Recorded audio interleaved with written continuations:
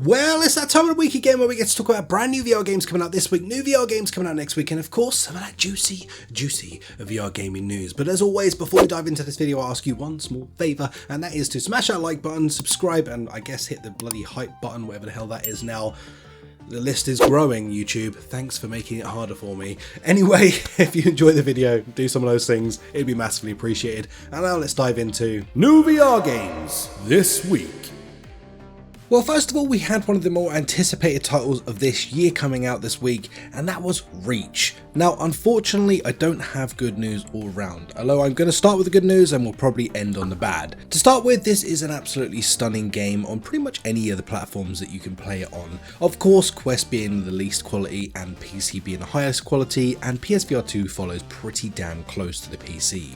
Overall, after playing through this game, or well, trying to play through this game several times, I can say that it's been a pretty cool experience. Now, it does get a little bit tedious, I'll be honest, towards the end of this campaign. It does draw out a little bit, and if I'm really honest, then the final bosses that I came up against really just didn't quite do it for me, as well as a bunch of things like missed audio placements and a couple of other problems that I faced along the way.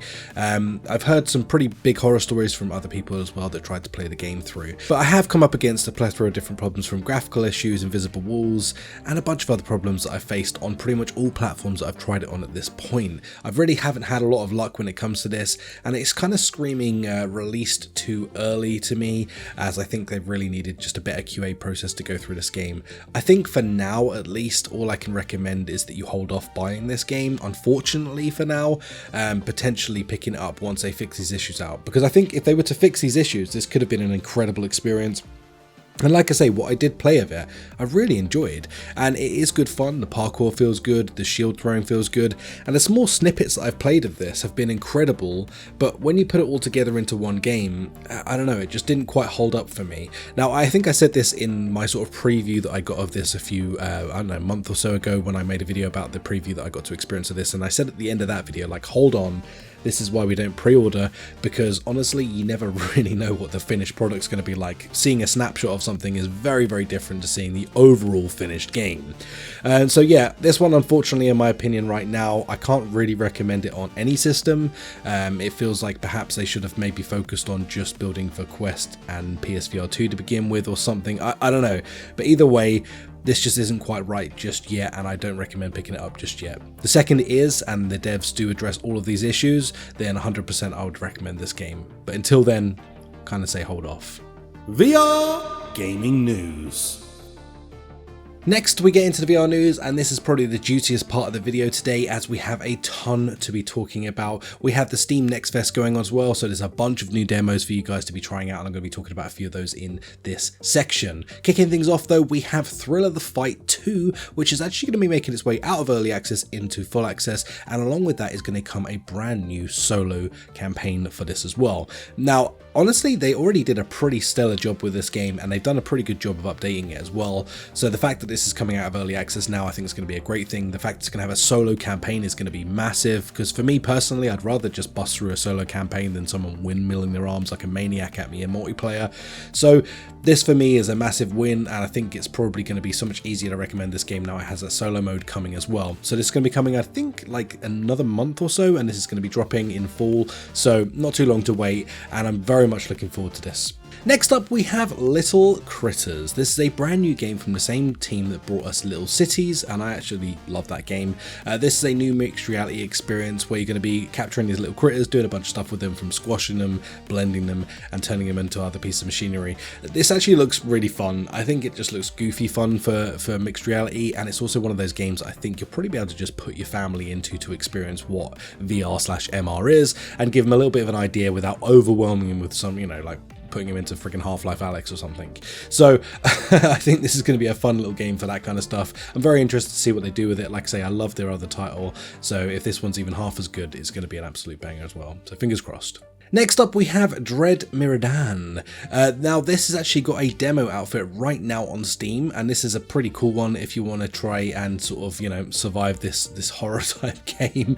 Definitely a high recommend from me. This one's all about going down into those caves, you're trying to look for your sister. It's got a bunch of other cool things going on with it, of course, with the horror elements and stuff, but definitely I recommend you go try out the demo for this. It's pretty freaking cool.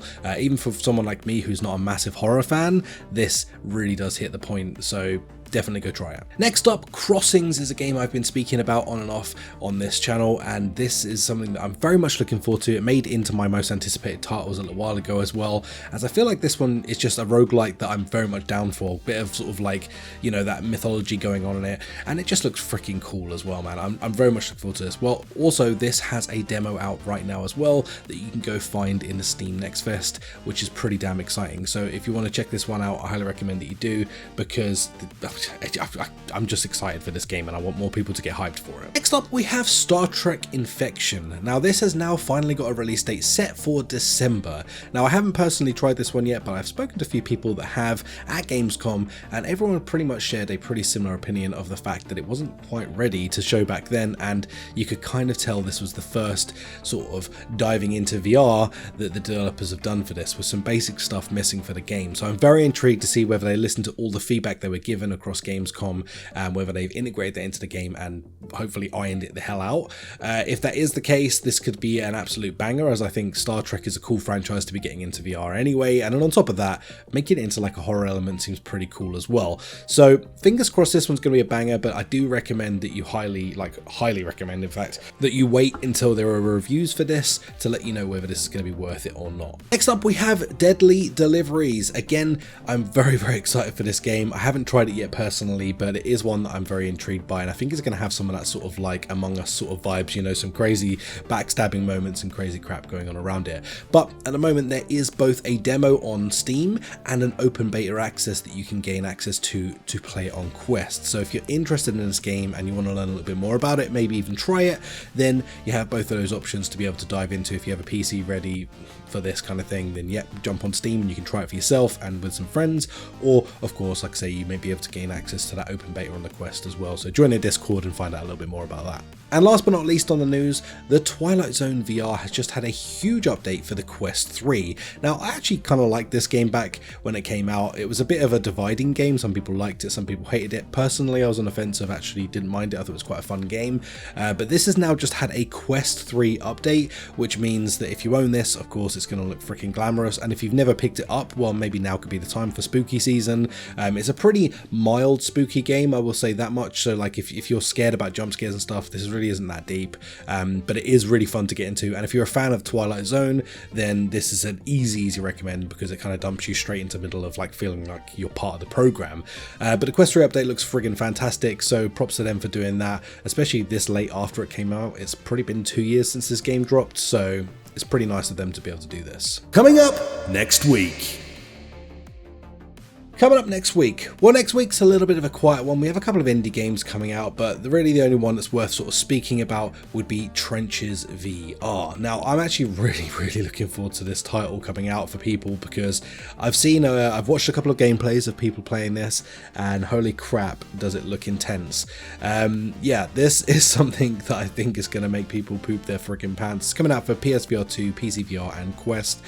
This is all about being in like those World War trenches, except for you're not fighting against other troops, you are fighting against some horrific monsters, jump scares, and some other crazy crap that is going to make you probably poop your friggin' pants.